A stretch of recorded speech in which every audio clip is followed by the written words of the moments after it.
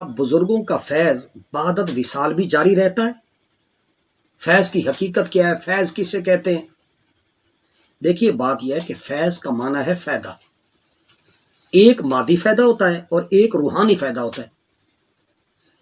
اب جو روحانی فائدہ یہ سکون ہے، یہ طمانینت ہے، نیکی کی طرف بندے کا رجحان ہے، میلان ہے، نیکی کی طرف بندے کو، نیکی نماز پڑھنے کی طرف شوق ذوق، قرآن کی تلاوت کی طرف، ذکر و اذکار کی طرف، نیک لوگوں کے ساتھ ملنے، ان کی صحبت میں بیٹھنے کی انسان کے اندر یہ ذوق شوق پیدا ہو جائے تو یہ کیا ہے؟ یہ فیض ہے، یہ برکت ہے۔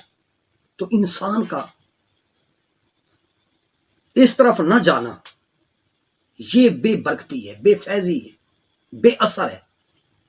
تو لہٰذا اب جب ہم بزرگوں کے مزارات پر، اولیاء اللہ کے، بزرگان دین کے مزارات پر جاتے ہیں، شرعی طریقے کے مطابق وہاں فاتح خوانی کرتے ہیں اور اس کا قرآن مجید کی تلاوت کرتے ہیں، ذکر و اذکار کرتے ہیں اور اس کا ثواب بزرگوں کی روح کو بخشتے ہیں، تو اللہ کے جو بزرگ ہیں، نیک لوگوں کی جو روحیں ہیں وہ خوش ہوتی ہیں۔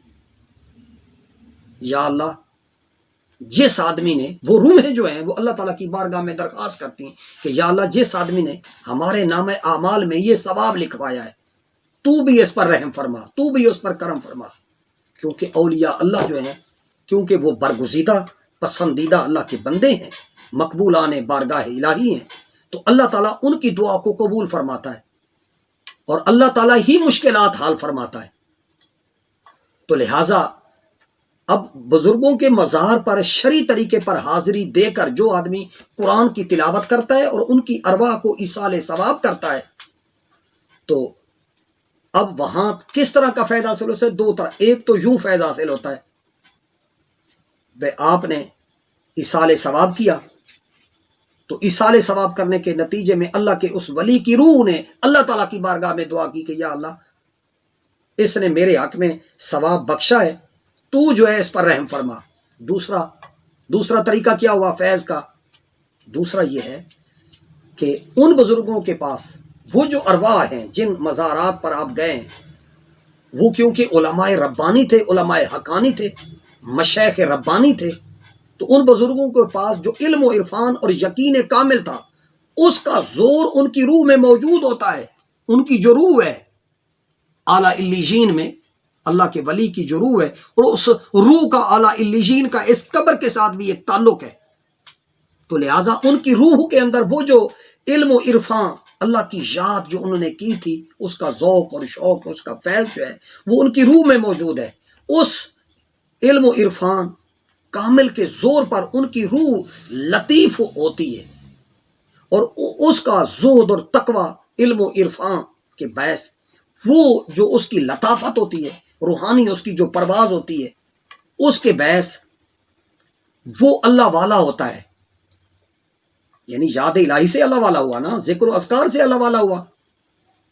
تو لہٰذا اس کی، آپ اللہ والے کے مزار پر جب گئے تو اس کی ویبریشن، اس کی جو روحانی لہریں ہیں، وہ اللہ والے کی روح کے اندر جو اسپرٹ تھی، طاقت تھی، علم کامل کی، عرفان کامل کی، ابدیت کا، بندگی کا فیض جو اس کی روح کے اندر موجود تھا، تو اللہ والے کے مزار اور قبر پر جانے پر اس کی جو لہریں ہیں، روحانی ویبریشن، وہ حاضرین کے اوپر بھی اثر انداز ہوتی ہیں اور وہ روحانی کیفیات زائرین پر بھی طاری ہونے لگتی ہیں۔ جو علم و فضل اور زہد اور تقوی اور عبادت کی اور کشف و کرامات کی، وہ جو اس کی روح کے اندر چیزیں موجود تھیں، وہ حاضرین کے اوپر بھی طاری ہوتی ہیں۔ جو روح اور نیکی کی کیفیات، جب انسان سچے دل سے اللہ والوں کو اللہ کا مطیع تابع فرمان بندہ سمجھ کر وہاں حاضر ہوتا ہے، تو وہ ویبریشن، وہ لہریں اپنے اندر بھی ابزرو کرتا ہے، اپنے اندر بھی جذب کرتا ہے، اور اس کے اثرات جو ہوتے ہیں وہ زائرین پر، حاضرین پر بھی، اس کی روح پر اور اس جسم دونوں پر مرتب ہونے لگتے ہیں۔ یہ بھی فیض کہلاتا ہے، یہ بھی ایک فیض کی صورت ہوتی ہے۔ نیکی کی طرف اس کا میلان، اس کے اندر خشیت، گریہ، بکا، رقت، نرمی دل کی اس کی طبیعت کے اندر آنا شروع ہو جاتی ہے۔ ذوق عبادت ظاہر کا بڑھ جاتا ہے، بندگی، عبادت، ریاضت، اخلاص توبہ جیسے جذبات جو ہوتے ہیں وہ پیدا ہونے لگتے ہیں اور برائی سے نفرت ہونے لگ جاتی ہے، اور بندہ جو ہے وہ گناہوں کو چھوڑنے پر تیار ہو جاتا ہے کہ یا اللہ میں تیرے اس نیک اللہ کے بندے کے مزار پر قبر پر حاضر ہوا ہوں، اور وہاں وہ اللہ والے کی اس روح کے وہ جو ویبریشن تھی نا، لہریں تھیں اس کی روح کی، وہ اس کے اوپر پڑی تو اس کے اندر ایک رکت، ایک اس کے اندر ایک تبدیلی، اس کے اندر ایک ذوق کی شوق کی پیدا ہوئی. تو یہ فیض ہوتا ہے. پھر اس فیض کی آگے بھی بہت ساری صورتیں ہوتی ہیں.